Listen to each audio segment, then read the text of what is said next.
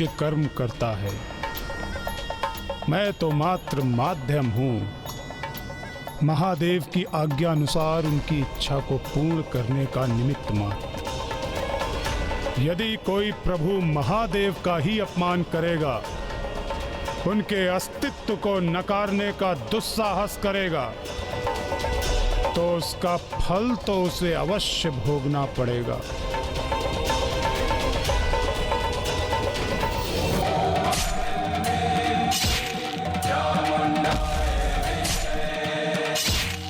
ये तो अभी आरंभ मात्र है। निकट भविष्य में दक्ष प्रजापति और उनके इस यज्ञ की और भी दुर्दशा होने वाली है।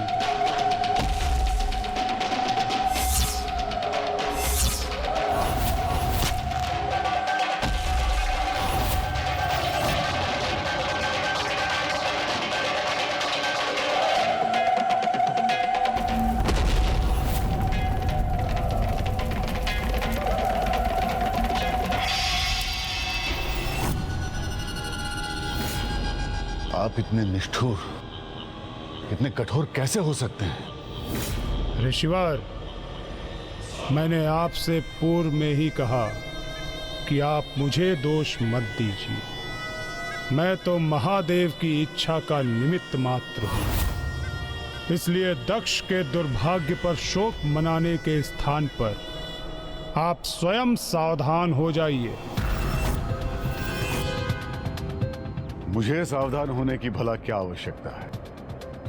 मैंने क्या अपराध किया? और आप अकारण मुझे अपने प्रकोप का भागी नहीं बना सकते। इतने भी आश्वस्त मत रहिए ऋषिवर, क्योंकि आपको भी अभी अपने पूर्व जन्म के कुछ कर्मों का फल प्राप्त करना शेष है। आप कुछ भी कह लें शनिदेव, किंतु मुझे अटूट विश्वास है कि आप मुझे प्रभावित कभी नहीं कर सकते। इसका प्रत्यक्ष प्रमाण तो आपके समक्ष है। मैं आज दक्ष प्रजापति के यज्ञ में उपस्थित रहकर भी आपकी दृष्टि से सर्वथा सुरक्षित हूं। अवश्य ऋषिवर, क्योंकि आज आपका संतुलन स्थापित था। वो संतुलन जो अच्छे समय पर तो स्थिर रहता है, किंतु बुरे समय में अस्थिर होकर अनुचित कार्यों के लिए प्रेरित करता है। मैं किसी भी अवस्था में अपना संतुलन खो बैठूं, यह असंभव है। अपनी कथनी को करनी में बदलना अत्यंत कठिन होता है ऋषिवर। बुरी परिस्थिति का सामना होने पर श्रेष्ठ पुरुष भी विचलित होकर सुपथ से भटक जाते हैं। ऐसे ही विपरीत समय में मनुष्य के वास्तविक चरित्र का परिचय प्राप्त होता है। तभी ज्ञात होता है कि एक सत्पुरुष वास्तविकता में सदैव सत्पुरुष ही रहता है अथवा वो पशुवत व्यवहार कर दुष्कर्म करने लगता है।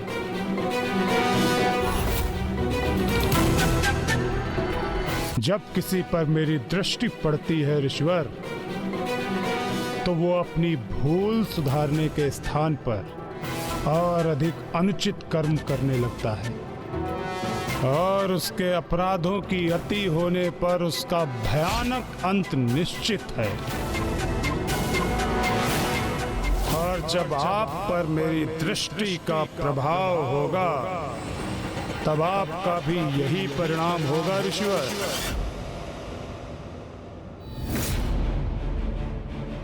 मुझे स्वयं पर पूरा विश्वास है कि किसी भी स्थिति में मेरा आचरण सदैव शुद्ध ही रहेगा। मैं कभी भी विचलित नहीं हो जाऊंगा। यदि दुर्भाग्य की छाया मुझ पर पड़ भी गई, तो भी मैं धर्म पथ से दूर नहीं होऊंगा। इसीलिए आपका मुझे सावधान करना व्यर्थ है। आप मुझे चुनौती दे रहे हैं ऋषिवर? हाँ शनिदेव, इसे आप मेरी चुनौती ही समझ।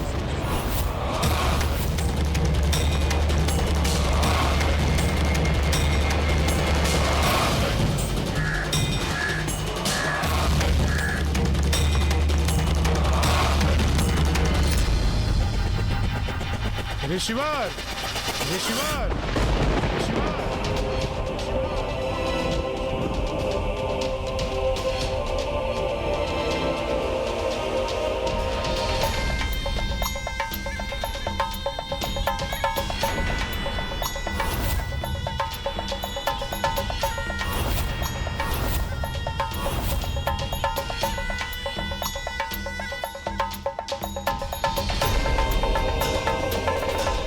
आपने शनिदेव की दृष्टि को चुनौती दी है ऋषिवर। इसका परिणाम तो आपको भोगना ही होगा।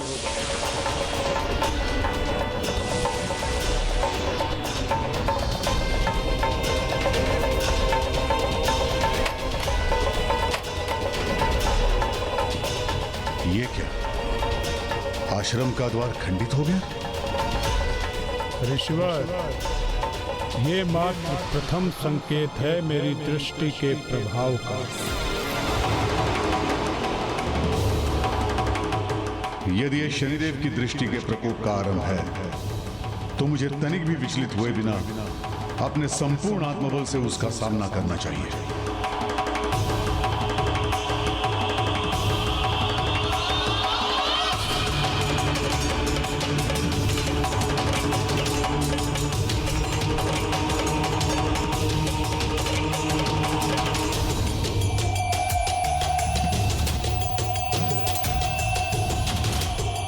जिस आत्मबल के आधार पर आपने मेरी दृष्टि का सामना करने का संकल्प लिया है ऋषिवर, समय आने पर उसकी भी उचित परीक्षा होगी।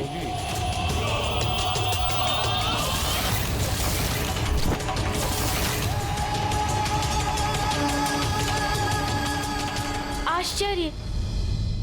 जिस ग्रह में स्वयं महादेव जन्म लेके प्रकट होने वाले थे, वो महान शिव भक्त भी शनिदेव की दृष्टि से नहीं बच सके। हाँ गौरी पुत्र, शनिदेव की दृष्टि सभी सीमाओं और किसी प्रकार के नियंत्रण से परे थी, और शनिदेव की दृष्टि जिस पर पड़नी होती थी पड़कर ही रहती थी। और इसी क्रम में देवराज इंद्र पर भी शनिदेव का प्रभाव होने ही वाला था। इंद्रदेव पर? देवराज इंद्र को शक्ति की बड़ी ही लालसा थी और उन्होंने अहंकार में आके दंडनीय अपराध भी किए थे, और शनिदेव की दृष्टि उन पर पड़ने ही वाली थी। और इसी कारण देवराज इंद्र और ऋषि दधीचि एक दूसरे से बंधे हुए थे, और देवराज इंद्र के कर्म उन्हें ऋषि दधीचि के भविष्य से जोड़ने वाले थे। अर्थात देवराज इंद्र और ऋषि दधीचि पर एक साथ शनिदेव की दृष्टि का प्रकोप पड़ना कोई संयोग नहीं था, कोई गहरा संबंध था। हाँ, और ये जुड़ाव दो चरणों में प्रकट होने वाला था। प्रथम था शनिदेव की दृष्टि का देवराज इंद्र पर पड़ना, और द्वितीय था उनकी दृष्टि के प्रभाव से देवराज इंद्र से एक बड़ी भूल के उपरांत ऋषि दधीचि के समीप पहुंचे। किंतु देवता होने के उपरांत भी क्या इंद्रदेव शनिदेव की दृष्टि से नहीं बच सके? शनिदेव की दृष्टि से कोई सुरक्षित नहीं। जिस तरह समय से कोई छिप नहीं सकता, मृत्यु को कोई छल नहीं सकता, उसी तरह शनिदेव की दृष्टि से कोई नहीं बच सकता, चाहे वो मनुष्य हो, असुर हो, या स्वयं भगवान ही क्यों ना हो।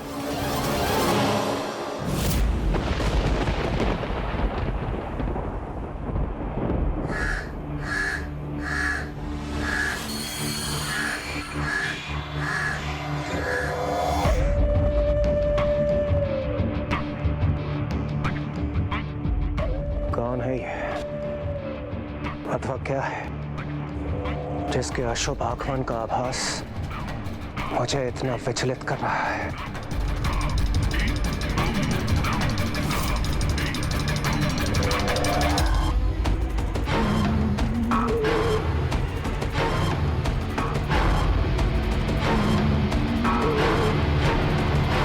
कुछ कर्मों का लेखा जोखा तो अभी आपको भी देना शेष है देवराज, इसलिए मैं शनिदेव आप पर अपनी दृष्टि डालने आ रहा हूं, और मुझे विश्वास है देवराज होने के नाते आप अपने कर्मों का संतुलन स्थापित करने के लिए तत्पर होंगे और मेरी दृष्टि को सहेंगे।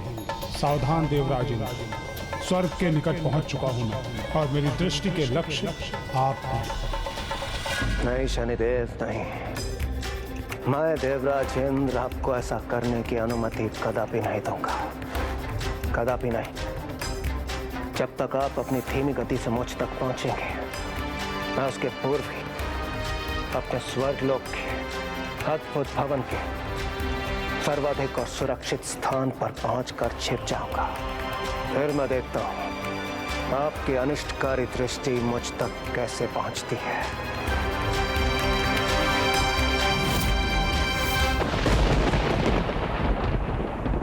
शनिदेव हर किसी को उसके कर्मों का फल देते हैं, किंतु उनकी यही कर्तव्य परायणता एक पिता बनने को तरस रहे एक ऋषि एवं एक अजन्मे शिशु के लिए दंड बनने वाली थी। प्रभु भोलेनाथ के आने वाले अवतार की कथा का दुखद कारण बनने जा रही थी। उधर प्रजापति दक्ष का यज्ञ आरंभ ही हुआ था। इधर शनिदेव ने अपने आगमन के संकेत देने आरंभ कर दिए। ऋषि दधीची और इंद्रदेव दोनों के जीवन पर शनिदेव की दृष्टि का ऐसा क्या कुप्रभाव पड़ा होगा कि जिसके परिणाम स्वरूप प्रभु पिपलाद का जीवन ही प्रभावित हो गया। लंकेश जी, जल ग्रहण कीजिए। तो क्या देवराज इंद्र शनिदेव की दृष्टि से छिपने का विचार कर रहे थे? किंतु ये कैसे संभव हो सकता था? फिर क्या हुआ लंकेश जी? क्या वो अपनी इस योजना में सफल हुए? इतना जल ग्रहण कर लिया है दशानन ने, किंतु फिर भी मेरी मुख्य योजना सफल ही नहीं हो रही है। कदाचित मुझे शीघ्र कोई अन्य युक्ति भी सोचनी होगी।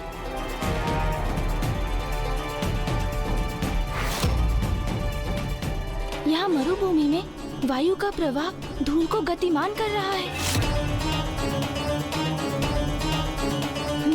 समझ गया। लाइए लंकेश, दीजिए मुझे।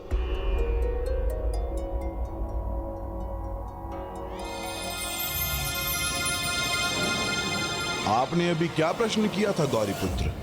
नहीं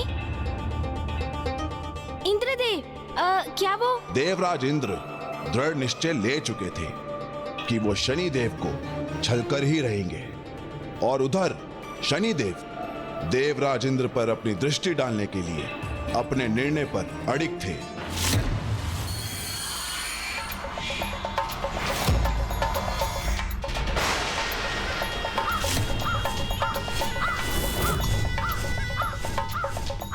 सावधान देवराज इंद्र, स्वर्ग के निकट पहुंच चुका हूं मैं और मेरी दृष्टि के लक्ष्य आप हैं।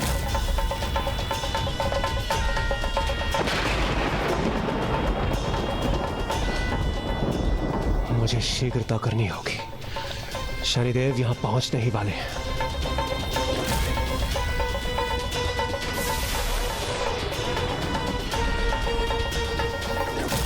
ये तो शनिदेव की दृष्टि की परछाई है, अर्थात वो मेरे अत्यंत निकट है।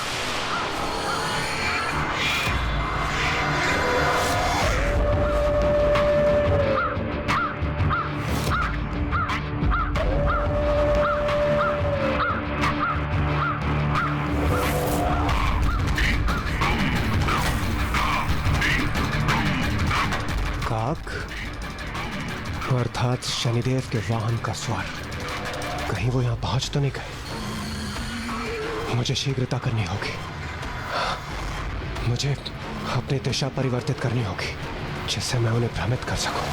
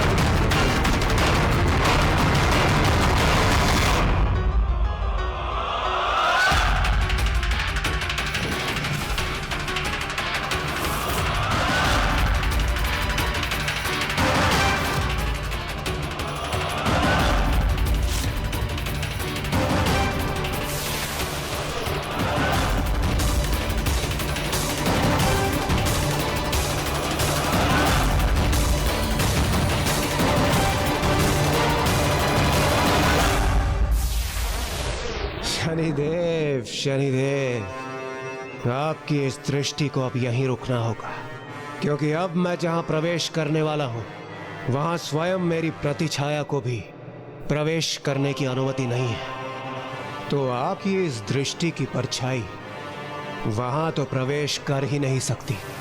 देखिए, सुरक्षित हो रहा हूं मैं आपके इस दृष्टि की परछाई से।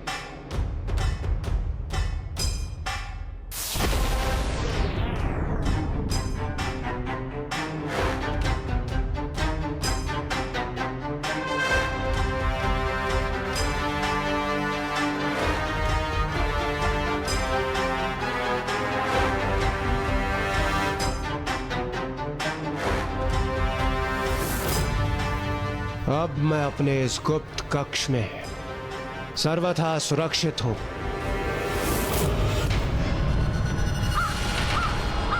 ये सर्वथा अनुचित है देवराज इंद्र, आप मेरी दृष्टि से छिप नहीं सकते। मेरी दृष्टि सभी के लिए समान है, इसके प्रभाव से कोई नहीं बच सकता।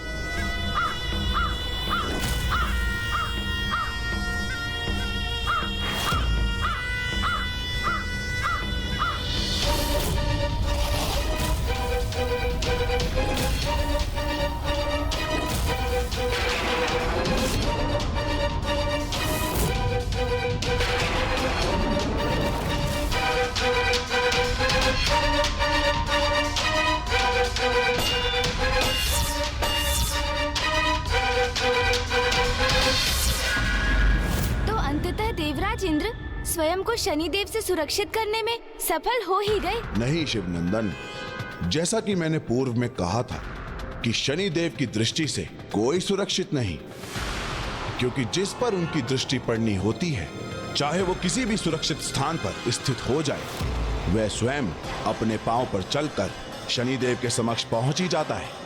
वो स्वयं पहुंच जाता है उनके समक्ष, अर्थात इंद्रदेव जिन्होंने स्वयं को छिपाने के इतने प्रयास किए, वो भी शनिदेव के समक्ष आ गए। आह, कितनी अद्भुत शांति है यहाँ। अब मेरे इस कक्ष में कोई प्रवेश नहीं कर सकता। शनिदेव तो क्या उनकी कुदृष्टि भी नहीं। मुझे अपनी समस्त चिंताओं को त्याग कर कुछ समय विश्राम कर लेना चाहिए।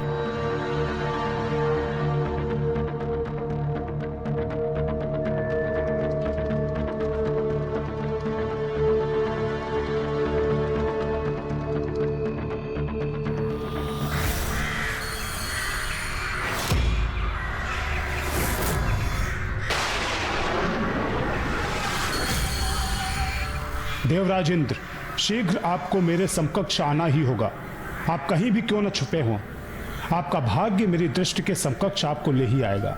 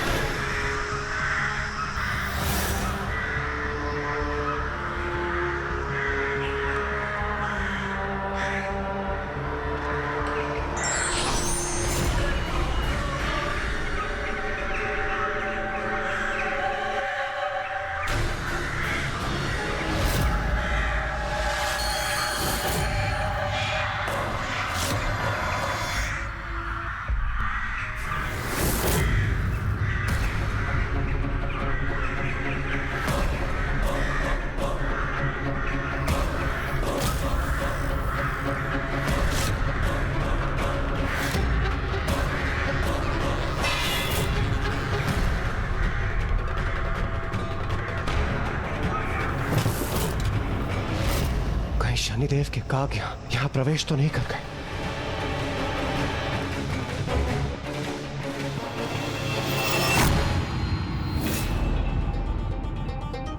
यहाँ तो सब कुशल है। कदाचित ये मेरा भय है जो भ्रम का रूप ले रहा है। यहाँ तो कुछ भी नहीं है। ये अवश्य मेरा भ्रम ही था। भ्रम।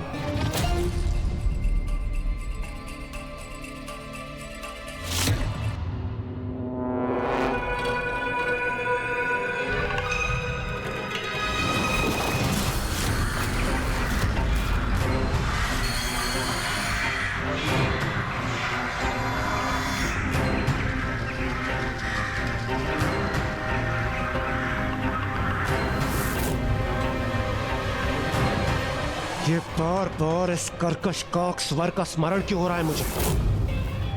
कहीं कहीं शनिदेव के काग यहां प्रवेश तो नहीं कर गए, और यदि यहां प्रवेश किया भी है तो वो छिपे कहां है?